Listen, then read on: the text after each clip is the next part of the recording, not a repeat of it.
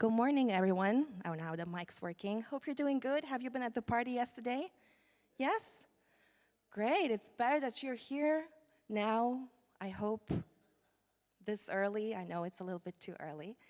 Yeah, I was planning on going there too, but actually my dog sitter was unwell, so I had to stay home and cuddling with my dog, which is great, to be honest. My name is Maida. I am a radio host as well as social media manager at Bayern 3 here in Germany, in Munich. However, today I am your room host, which is a great pleasure.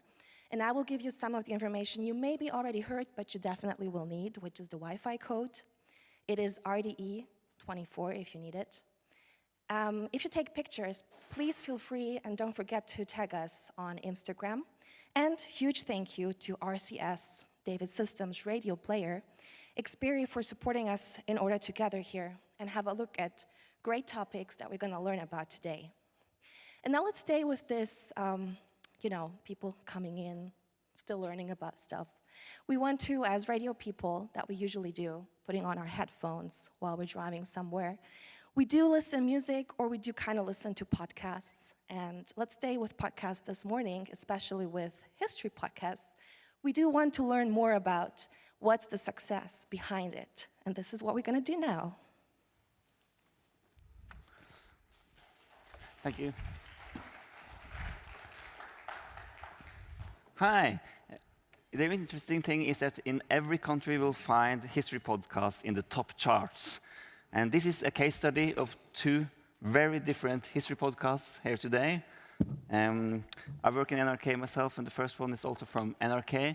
It publishes 10 episodes every year.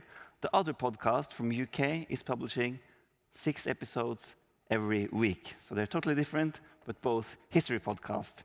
We will have 2 presentations, and then we'll have a chat, and we also would very much like questions from you. So if you have any, after a while, you could raise your hand. First off, Sende Osen from NRK with the royal line, Kongerekka. Good morning, everybody. So, Kongerekka, Line of Kings, is a podcast series about all the kings of Norway. The first season was about the early Viking kings, premiered the autumn of 2020. Viking heroes Harald Fairhair, Erik Bloodaxe, Harald Hardråda, and so. But as Tolkien used to say, the tale grew in the telling. So when the first season became a success, we got an order for a second season, and then a third season, and then a fourth season.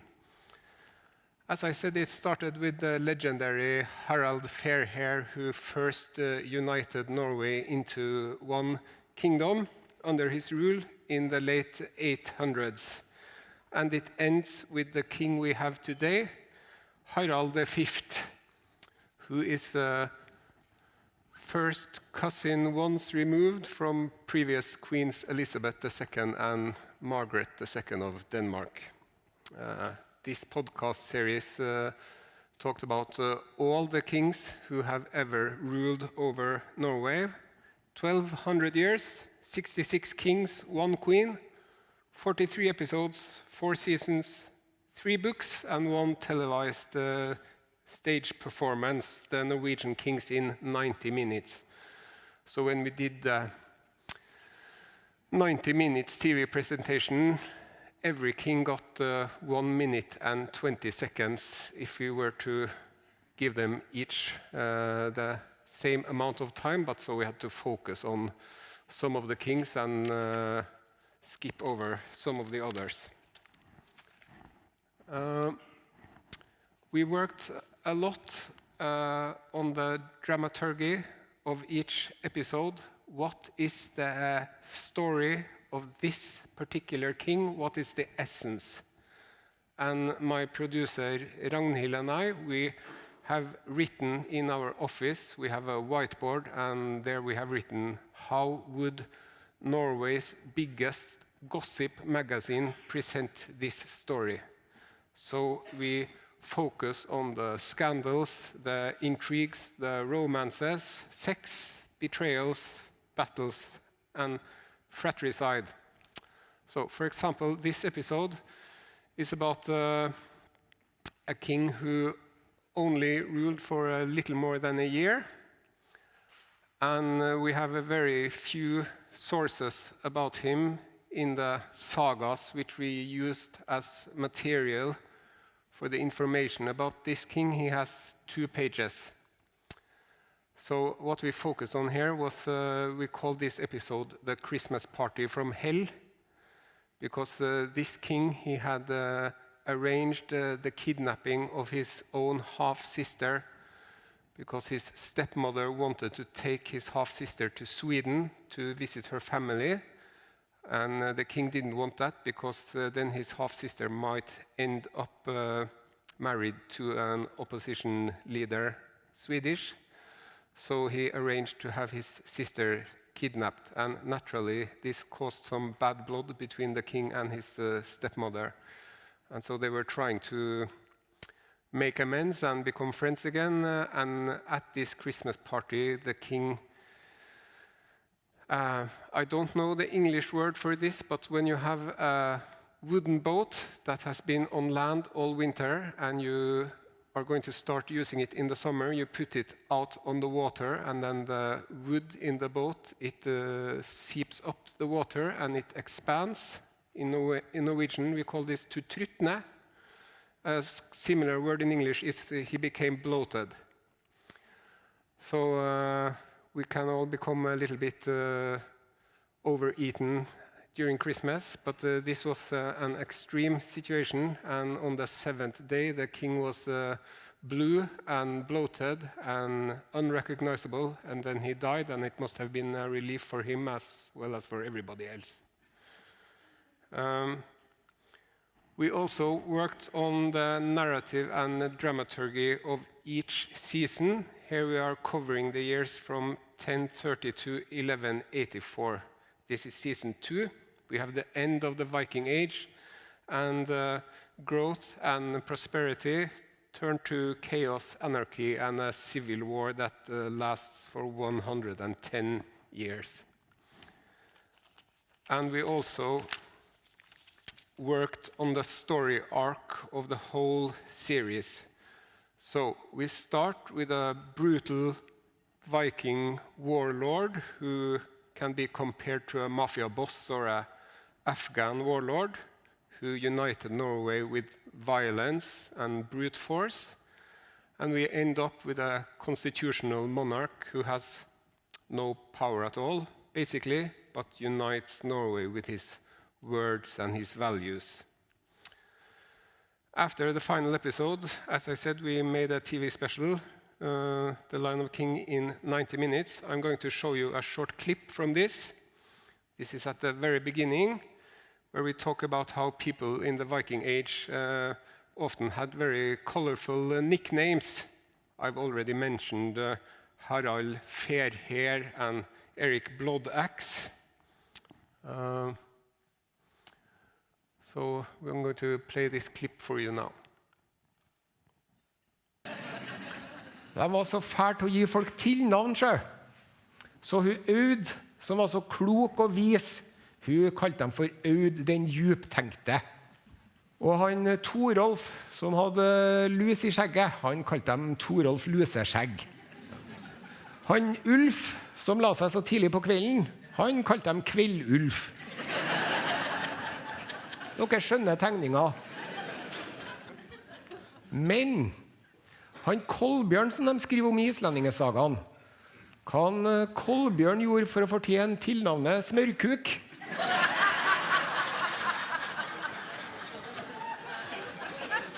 Jeg har ikke lyst til å spekulere på det. Yeah. So the baddest name of all the Vikings is Erik Bloodaxe. That's something you can scare your kids with when they don't want to go to sleep at night. You can say, now you must be quiet, if not Erik Bloodaxe will come and get you, and then they will be quiet. So we have illustrations for each episode and each season, indicating that this is not a dry, boring history program. And as I said, we focus on the scandals and intrigues and romances instead of socio-economic factors and technology and things like that. I'll give you one example, an amusing fun fact about the Danish-Norwegian king Harald Bluetooth. In the early 90s, Ericsson, Nokia, IBM were developing a wireless communication service with telephones. And one of the programmers working on this was a history buff. His name was Jim Kardash, and he was very interested in old Vikings, and he decided that they were going to use Bluetooth as a working title for this technology, and then the PR department would come up with a better name after a while before they were publishing it.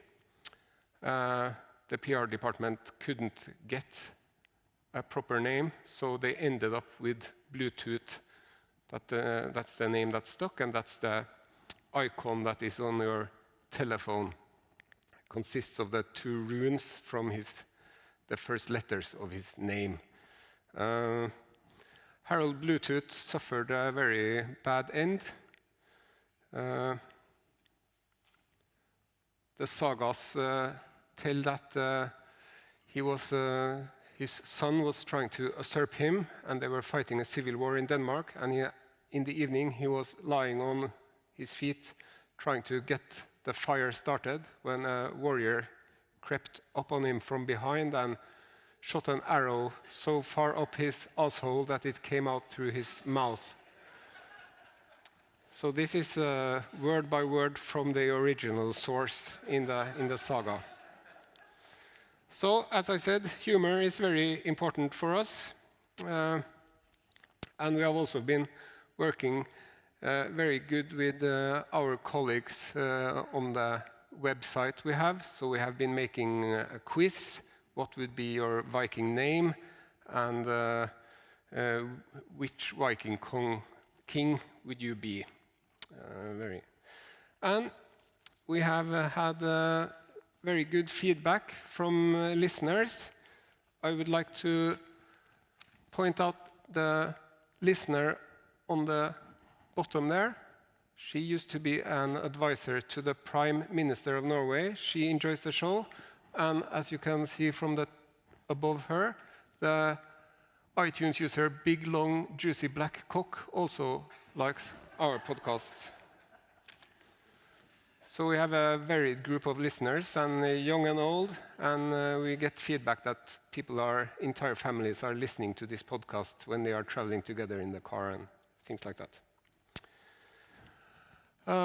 As I said, humor is very important to us, and we try to have modern references. So when we are talking about in the 1300s, the world was plagued by a global pandemic, the Black Death, and we compare this to the corona crisis that we all suffered. And in the 1300s, the official line was to have as many close contacts as possible. The king ordered that everybody should meet after church and huddle together and walk around crying and complaining to the Lord about their sins, and this would help. And, well, it didn't. Another example, when Sweden was trying to break out of a Scandinavian union in the 1300s, we are calling this Swexit, which we ourselves think is very amusing. So, yes, the podcast has become more popular than we could have imagined. The whole series has a total of 5.5 million downloads, which is very big for Norway, and the first episode alone has over 350,000. Okay, that was my presentation. Thank you.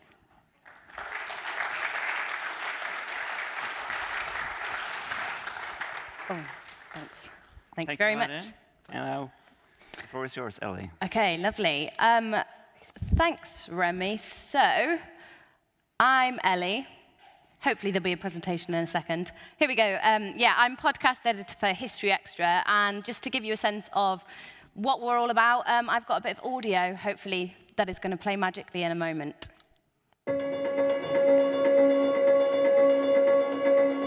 Thank you so much for joining us on the History Extra podcast. Today on the History Extra Life of the Week series, we are going to be delving into the life and legacy of Queen Victoria, Amelia Earhart, Joan of Arc, Christopher Columbus, Spartacus, King Harold II. Wellington was quite simply Britain's greatest soldier and one of its worst prime ministers. Once she starts writing, all of that injustice just bubbles up inside her. She goes off like a blender with the lid off. It just kind of bursts out of her. These weren't celebrities, big public figures, but that just shows, you could be sitting next to an older black person at a bus stop and you have no idea what it is that they have witnessed. We're going to be talking about an event that happened exactly 100 years ago. What were the first signs that something was wrong on the 1st of September 1923? A lot has been written about the Empire, and I wanted, firstly, to do something a bit different. And also, I wanted to sort of turn it upside down. Ideal death for an Aztec warrior was to die either in battle or as a sacrifice. The Aztecs believe that how you die determines the afterlife that you go to. I was so inspired by the women who became not only spies, but they were running and founding spy networks. You can be very, very pleased that you live in the 21st century, and medicine has moved on a bit since the Middle Ages. The Victorians love a really wide range of types of humour. The classic stereotype is that they are, not amused, but that could not be further from the truth. Okay, so in a nutshell, History Extra is one of the UK's leading history podcasts. We currently produce 6 episodes a week, and these are primarily interview-based, in which we basically speak to top historians about all different manner of historical subjects. And essentially our brand is built on 2 main things. The first is us being a really trustworthy, balanced, authoritative, and reliable source of information with access to world-leading historians who really, really know their stuff. And I think that the second thing that we can offer listeners is a huge range of subjects that we cover. So we cover everything from ancient Rome to the Cold War, big hitting historical subjects like the Tudors or the Second World War, but also little-known stories and hidden histories that you might never have heard of.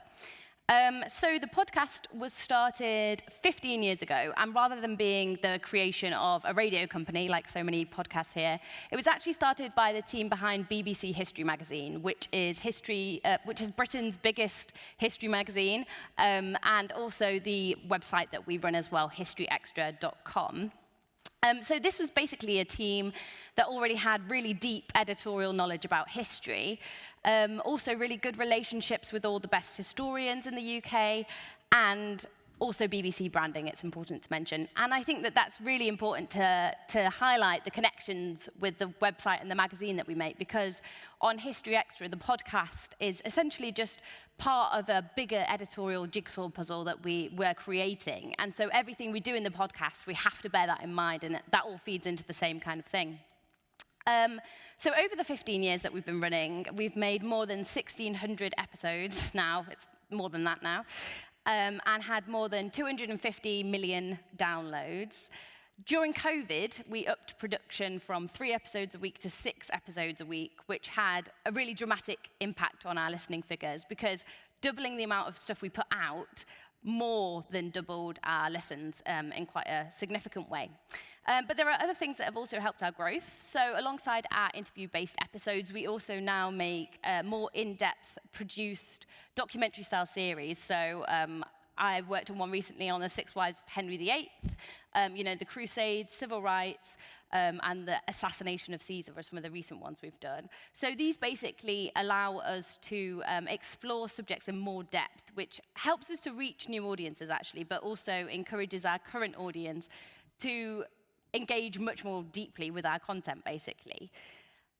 Alongside this, we've also launched some different formats and what we call streams, basically, on our team, which again has helped us to reach new audiences. So one I would notice here is a series we now make called History's Greatest Cities, which is essentially like history meets travel. So we take a city, we've got Tokyo coming up, and we look at the top historical sites in that city. We give a kind of overview of the history of the city, but also if you're going to travel there, what is really worth finding out if you're a history fan. And so that basically is hopefully allowing us to tap into a new audience and then direct them back to the mothership, basically, of our main feed.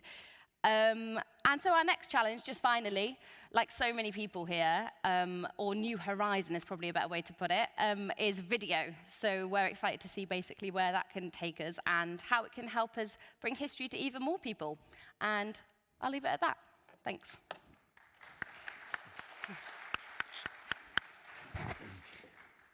Thank you, Ellie. And remember, if you have any questions, feel free to raise your hand. We can do this. You can do questions throughout the session, I think. First, I'd like to ask you, how did you come into history podcast? I know, Ellie, you have a master's degree in history, so you really know it.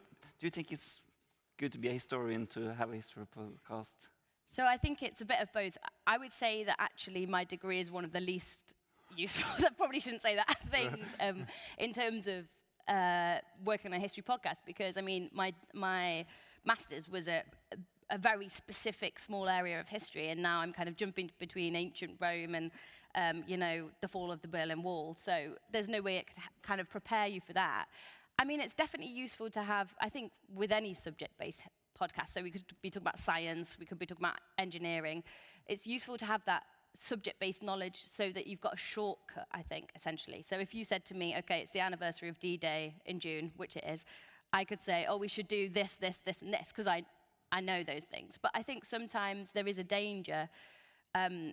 You find this with historians. If somebody's spent 4 years studying the Franco-Prussian War, they think it's the most interesting thing in the whole world, and they don't need to sell it to the audience because they think everybody will be interested. And I think sometimes it can help to look at areas that you're not such a big fan of, because you can be a bit more objective about what's interesting and what isn't.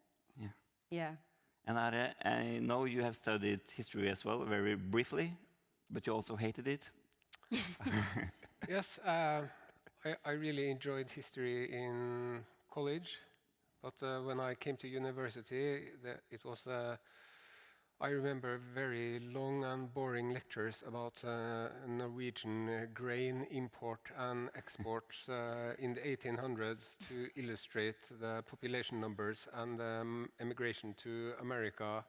And it was so boring for me. So we are more focusing on, I think, a little bit how history was presented earlier, because before it was the big man theory. Napoleon changed the world with his life and his character, but now many historians are saying, oh, well, there were socio-economic and technological factors, and if Napoleon had died in childbirth, somebody else would have taken his place and things like that. But we are, in our podcast, we are focusing on telling the interesting and funny and exciting stories about these people, and then maybe people can proceed and learn more about that particular era. So it's a gateway, maybe, to history. I would say you make history podcasts for people that didn't know they were interested in history. Yes. Yeah. So that's one of our taglines, a podcast for you who didn't know that you were interested in history. And so we have a very different approach, because I think your podcast is for people who are already very interested in history and they seek out their favorite subject. Yeah. But we have managed and we tried to reach people who don't necessarily are history buffs. Yeah. And I guess in the UK, that's something that also has proved to be really popular. A shout out to one of our competitors who I think does it really, really well.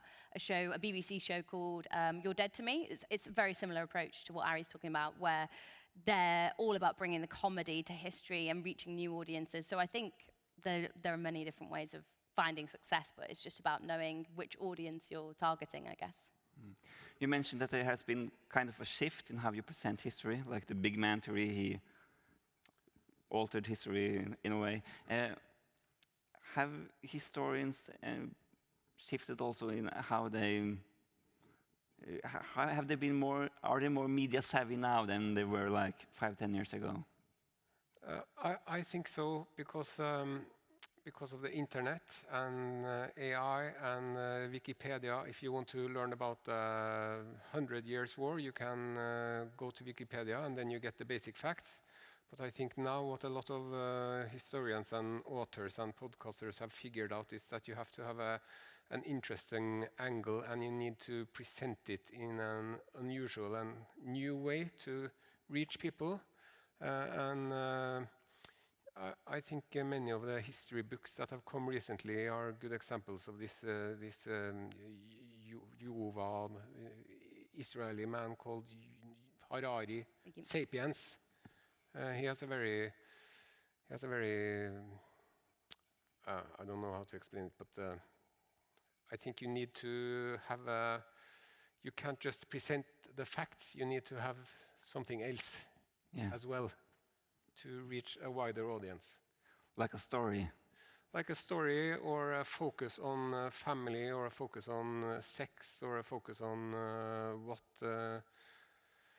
makes the world evolve, instead of not merely talking about what happened and the consequences.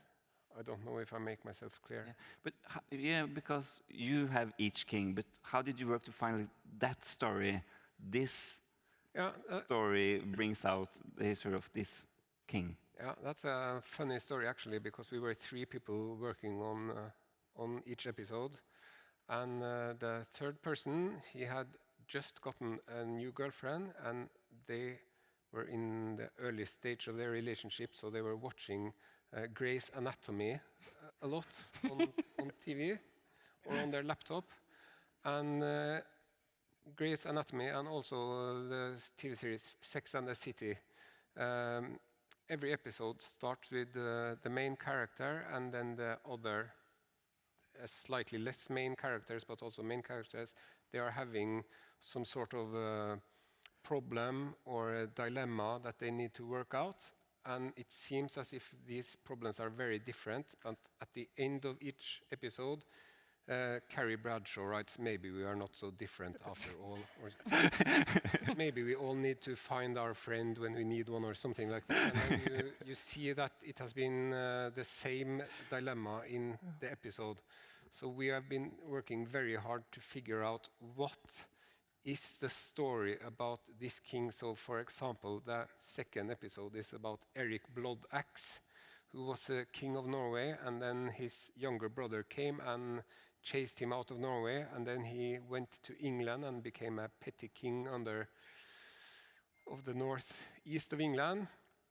So we decided that the episode about Erik Bloodaxe was the king who didn't want to be king, he just wanted to thrash his axe about. So that was his story. The challenge when we do this is you have to leave out a lot of interesting stuff that at least I find interesting, in order to make it sexy for the listeners and to try to stay on this focus. What is the most important thing? So thanks to soap operas for giving us a guide on how to present the main story. Yeah. And then you could have different main stories, but we try to find out.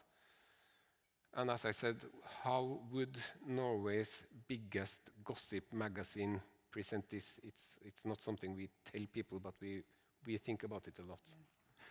Ellie, how do you work to find stories? You have so many episodes. Do you have any rules for what's History Extra podcast episode? So I say we don't have any hard and fast rules. Obviously, we need loads of content, like you say. We have all the usual things. So, we get pitched a lot of stuff. So, I mean, there's a huge book publishing industry around history. So that's where a lot of our interviewees come from. Obviously, new period dramas like Mary and George, Masters of the Air, that kind of thing. Or films, Oppenheimer, we did an episode on. We did an episode on the history of Barbie, actually, as well. So, all that kind of thing. And also, we always keep an eye on current affairs and anniversaries. So current affairs, for example, we've done an episode recently about, obviously in the US elections, we've got 2 of the oldest ever people standing. And so we did an episode looking at the history of aging politicians, or leaders generally, whether it's been seen as a good thing to have more wisdom or not over time. Anniversaries, like I say, they're always coming around. I'd say that also, something you said to me before this conversation was, are you ever worried that you're going to run out of stuff to talk about when you do 6 episodes a week? I mean, I've worked on the podcast now for 8 years, and I've actually never been worried about that, because I think even though history and theory is stuff that happened in the past, it's always changing, and the field is always evolving. So there'll be new discoveries, but not just stuff like, new bones were found which reveal X, Y, and Z, which obviously is interesting. But if you take, for example, a subject like empire, so in Britain, we're having conversations about empire in the last 5 years that we would have never had in the 5 years before that. The field is always changing, and people are kind of giving new perspectives. And so I guess for us, it's all about, if it's a subject that we've covered before, what's being said that's new about it. And I mean, just a basic thing that everybody here will be looking for if they're making a podcast, is it interesting? So if it isn't topical, if it isn't newsworthy, if it isn't informed by some kind of relevance, just is it really weird and interesting? So we did a podcast about, a guy had done a load of research about how eels were used as currency in the medieval era. So you could buy a house, rent a house in eels, like 40 eels or something a year. And so, that's not going to tell us much about what's happening in the world today, but it is interesting. So I think there's a lot of ways that we kind of decide what we're going to cover. Do you see that there are some topics that are more popular than others, and do you use them like lead-ins, lead people into your podcast? Yeah, I mean, 100%. There's topics that are more popular than others, and I think if you look at the series that we make, those are often a focus for that. So for us, it's like, in the UK, Tudors, Henry VIII and his wives, always a bestseller. World War II as well. It's incredible how many books are published on World War II, but people are just always fascinated by it.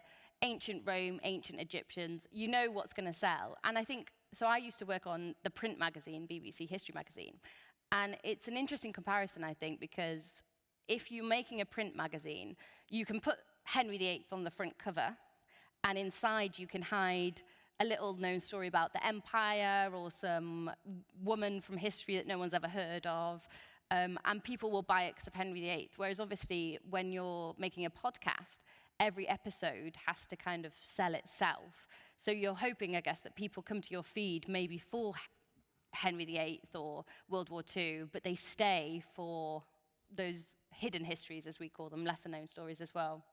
So it's a challenge. We have a question in the audience back there. Hello, I'm from Deutschland Radio. We do have a history podcast, and it's a bestseller. It's called 1 Hour History, eine Stunde History. And we always wonder what is the interest in depth of our audience. What do you know about your audience, education, age? Where do they come from? What is their interest in history?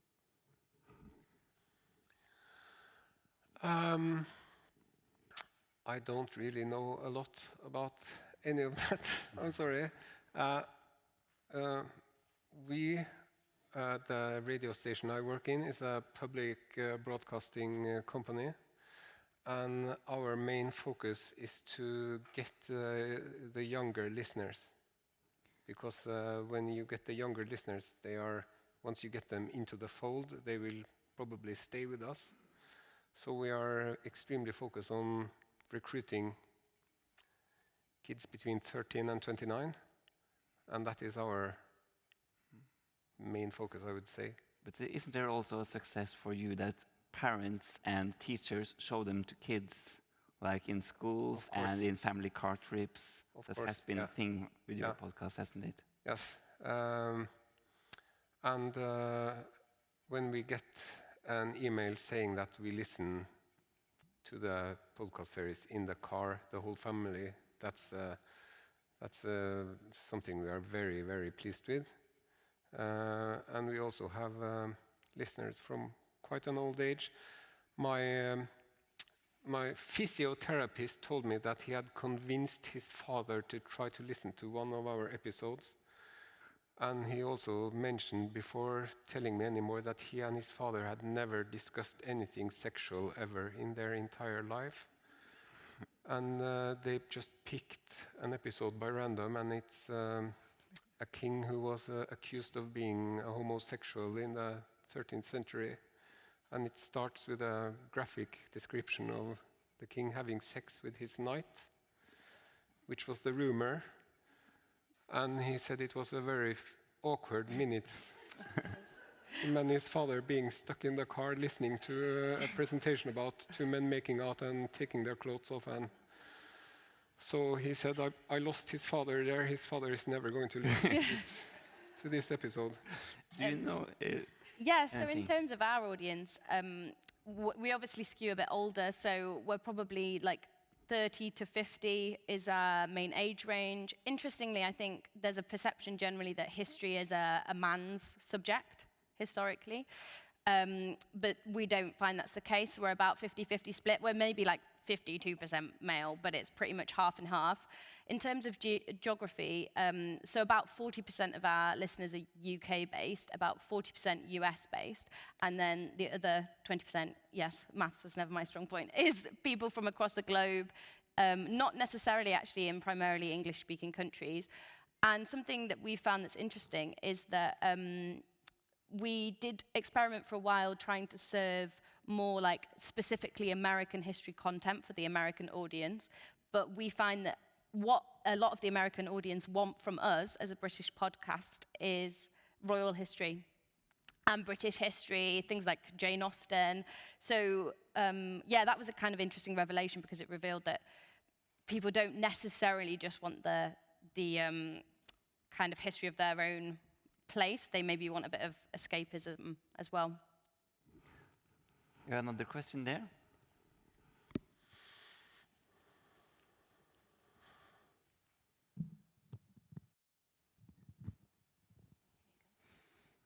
My name is Claire McGinn. I'm from the BBC.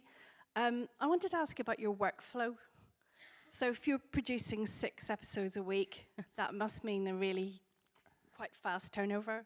Yes, and then, absolutely. So I'd be really interested in the size of your teams and how that works. And then equally, this is a big production to tell the stories of the Norwegian, the Vikings. So again, how big are your teams? How long does it take to make stuff?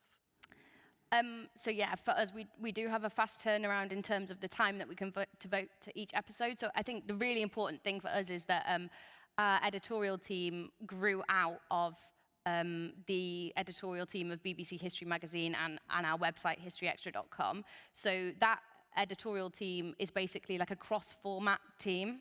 So everybody from the editorial team on the print magazine, that they may have a primarily print job, and in fact it's only me and then an editorial assistant that are podcast first, but they are expected to do interviews. So we have about 6 or 7 people that do interviews, and you edit your own interview. We have a kind of a podcast production like tech team as well, but it really relies on the buy-in of our editorial team to do it, because a lot of these people started as print journalists 20 years ago, and they didn't buy into being on a podcast, but that's the only way that it works, and without that it would completely fall apart. So obviously there's a lot of spreadsheets and timetabling that I have to do, and getting the balance of stuff is one of the biggest challenges. But yeah, it's basically like a consistent churn of records, edits, post-production, all like at the same time. So we have about like 24 podcasts at some stage of production at any given moment. This moment right now there will be, but just in different stages, yeah. But it's not just me, so I won't take that credit. How are you organized, Arian?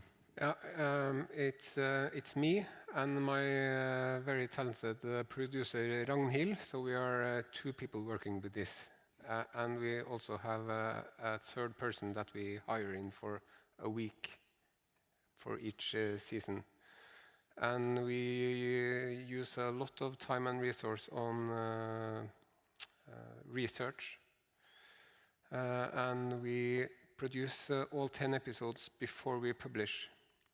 Some of our colleagues have a different model.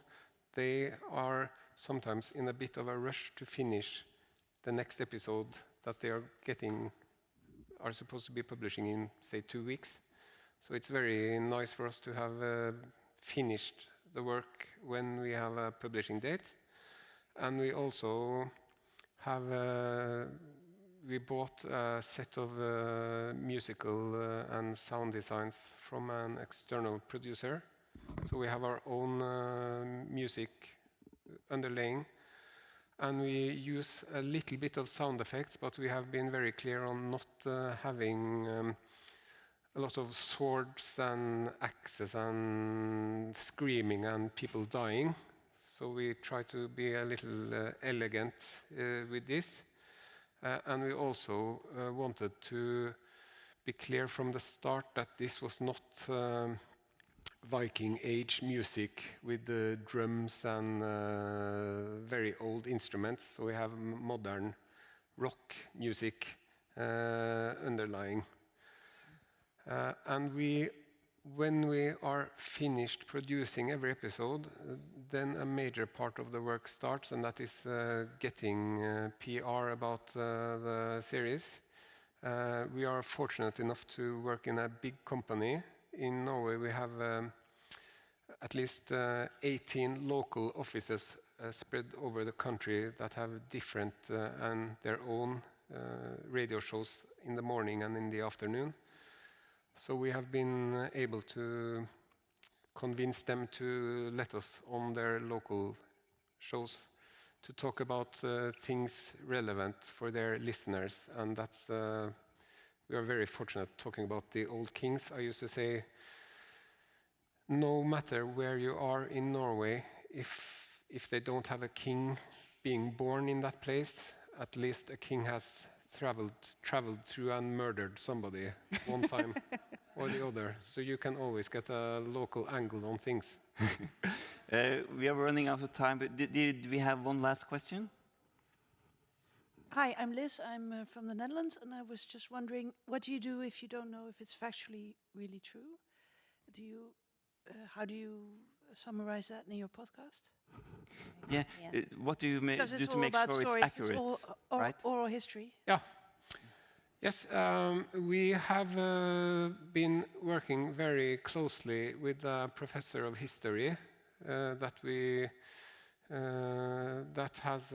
are very fortunate in that she understands our thing, to put it that way. So she understands that we are using humor and sometimes we are not being totally accurate, but she has also been fact-checking so that we don't say anything wrong, and we are quite proud of and very pleased with not having been caught in any historical errors over the 42 episodes that we have produced, because that could have happened if we hadn't been proactive and hired this professor to help us. Great. Thank you so much, Ellie. Thank you so much, Are. Thank you, audience.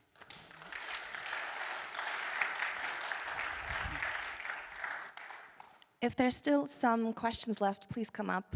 We can still chat a little bit. And if you want to learn more about recruitment, which we were talking about hiring people, in 15 minutes we're going to learn more about it here. Thank you.